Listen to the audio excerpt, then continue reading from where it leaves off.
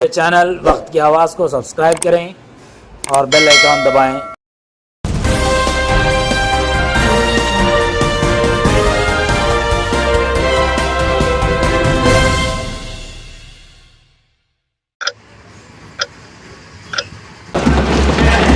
माननीय श्री इकरा चौधरी जी। धन्यवाद सभापति महोदय, आपने मुझे इस विशेष चर्चा पर बोलने का मौका दिया। भारत के संविधान के 75वें वर्ष की चर्चा के मौके पर मैं सबसे पहले संविधान बनाने वालों की दूरदृष्टि को सलाम करती हूँ। एक युवा सांसद के तौर पर मैं अपनी उम्मीदों को संविधान के साथ जोड़कर खास तौर पर ये बताना चाहती हूँ कि आज हमारे देश में पिछड़े, दलित, अल्पसंख्यक समुदाय को किस तरह अपने संवैधानिक अधिकारों और आज़ादियों की हिफाजत के लिए हर रोज़ मुश्किलों का सामना करना पड़ रहा है। Doctor B.R. अम्बेडकर के कथन से अपनी बात रखना चाहती हूँ। उन्होंने कहा था, मुझे अपने भारतवर्ष पर फक्र है कि जिसके पास ऐसा संविधान है जो लोकतंत्र, समाजवाद और सेक्युलरिज्म को संजोता है। लेकिन आज ऐसा लगता है जैसे संविधान की किताब तो है पर इसे चलाने वालों का ईमान गुम हो गया है। आज हिंदुस्तान में हर वर्ग को किसी न किसी चुनौती का सामना करना पड़ रहा है, मगर अल्पसंख्यक, खासतौर पर मुसलमानों पर जो कहर टूटा है वो किसी से छुपा नहीं है। ये लोग सिर्फ अपने मजहबी पहचान की वजह से निशाने पर हैं। संविधान का अनुच्छेद 15 कहता है कि किसी भी नागरिक के साथ धर्म, जाति या किसी और वजह से भेदभाव नहीं होना चाहिए, लेकिन हकीकत इसके उलट है। हालात इस कदर बिगड़ चुके हैं कि hate speech, mob lynching, bulldozer द्वारा घरों को गिराने की घटनाएं आम हो गई हैं। खास तौर पर उत्तर प्रदेश में, जहां ऐसा लगता है जैसे कानून के नाम पर जंगल राज चल रहा हो। संभल में जो हुआ वो सबके सामने है। पुलिस के संरक्षण में निर्दोष लोगों की हत्या की गई और सरकार ने चुप्पी साध ली। अल्पसंख्यकों पर हिंसा बढ़ती जा रही है, मगर सत्ता में बैठे लोग या तो आंखें मूंदे हुए हैं या फिर इन घटनाओं को बढ़ावा दे रहे हैं। हद तो तब हो जाती है जब न्यायपालिका की बात भी अनसुनी कर दी जाती है। सुप्रीम कोर्ट ने मॉब लिंचिंग पर 11 सूत्रीय निर्देश जारी किए थे। इसमें साफ कहा गया था कि राज्य सरकारें और पुलिस इस तरह की घटनाओं को रोकने और दोषियों पर सख्त कार्रवाई करने के लिए जिम्मेदार हैं, लेकिन आज भी इन निर्देशों पर अमल नहीं हो रहा है। हाल ये है कि मॉब लिंचिंग को रोकने की बजाय सत्ता में बैठे लोग आग में घी डालने का काम कर रहे हैं। उनकी जुबान से ऐसी बातें निकलती हैं जो नफरत को और बढ़ावा देती है।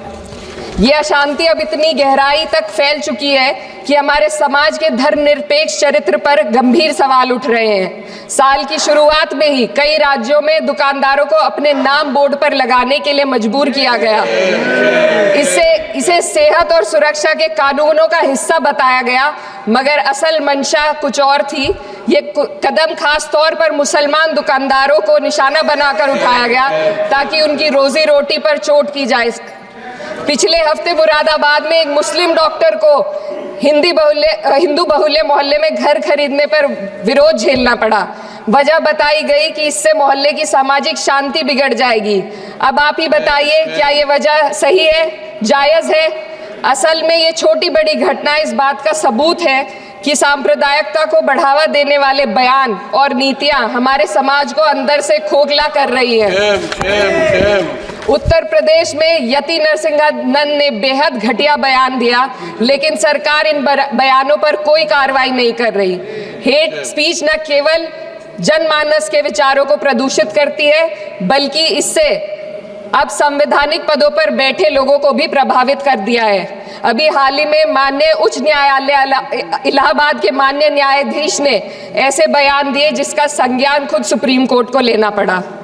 संविधान के अनुच्छेद 29 और 30 ने अल्पसंख्यकों को उनके मजहबी और सांस्कृतिक हक दिए हैं ताकि वो अपनी पहचान को बचा सके और अपने संस्थान चला सके, लेकिन आज उन्हीं हकों पर हर तरफ से चोट की जा रही है।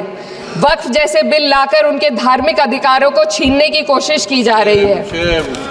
आज अल्पसंख्यक समुदाय को संविधान द्वारा दिए गए अपने बुनियादी अधिकार पाने के लिए लंबी लड़ाई लड़नी पड़ रही है। ऐसे कई मामले अदालत ने न्याय देकर संविधान की रक्षा की है, लेकिन अदालती प्रक्रिया में जो समय लगता है उसकी वजह से देश के सामाजिक ताने बाने को भारी नुकसान उठाना पड़ता है। मिसाल के तौर पर इलाहाबाद हाई कोर्ट ने 2004 के मदरसा एक्ट को रद्द कर दिया था, जिससे मदरसों के संचालन पर सवाल उठे।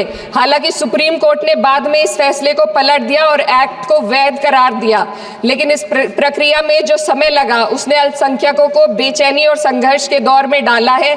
इसी कड़ी में प्लेसेस ऑफ वर्शिप एक्ट 91 भी आता है और कई अन्य अधिकार, उन्हें भी इसी तरह अदालती लड़ाइयों में उलझाया जा रहा है। ये स्थिति न केवल अल्पसंख्यकों के अधिकारों की राह में रुकावट है, बल्कि justice delayed is justice denied जैसी कहावत को सिद्ध करती है। मैं इस सदन से दुनिया भर के अल्पसंख्यकों की आवाज उठाना चाहती हूँ, खास तौर पर हमारे पड़ोसी देश बांग्लादेश में अल्पसंख्यकों के साथ जो हो रहा है वे दिल को गहरे तक चोट पहुंचाने वाला है। उनकी जान माल की हत्या की जा रही है। बांग्लादेश हो या हिंदुस्तान हो या कोई और देश, अल्पसंख्यकों की सुरक्षा, इज्जत और अधिकारों की हिफाजत हर सरकार की सबसे पहली जिम्मेदारी होनी चाहिए। मैं इस सदन से अपने देश के अल्पसंख्यकों के साथ बांग्लादेश के पीड़ित अल्पसंख्यकों की आवाज को एक साथ उठाना चाहती हूँ। ये वक्त की पुकार है कि हम सब मिलकर ये सुनिश्चित करें कि किसी भी इंसान को उसकी पहचान या मजहब के कारण डर कर जीने पर मजबूर ना होना पड़े। जहाँ हक छीने जाते हैं वहाँ अमन खो जाता है। ये बात हर सरकार को समझनी चाहिए। अगर हम सच में अपने संविधान का सम्मान करना चाहते हैं तो हमें नफरत और भेदभाव को खत्म करना होगा। हमें ये दिखाना होगा कि ये मुल्क हर वर्ग, हर जाति, हर धर्म और हर समुदाय का है, और जब तक ऐसा नहीं होगा तब तक संविधान की आत्मा सिसकती रहेगी। सर, अपनी बात को खत्म करते हुए मैं एक शेर अर्ज करना चाहती हूँ। ये दाग दाग उजाला, ये शब गजीदा शहर, वो इंतजार था जिसका, ये वो शहर तो नहीं। लेकिन अगर इस सदन में बैठे हम सभी सदस्य ये ठान ले कि हमें संविधान के मूल्यों को लागू करना है और उसे लागू करने का प्रयास करें, तो वह सुबह जरूर आएगी जिसके लिए लाखों भारतवासियों ने अपने जानों की कुर्बानी दी थी। श्री हनुमान बेनीवाल जी। धन्यवाद सभापति जी।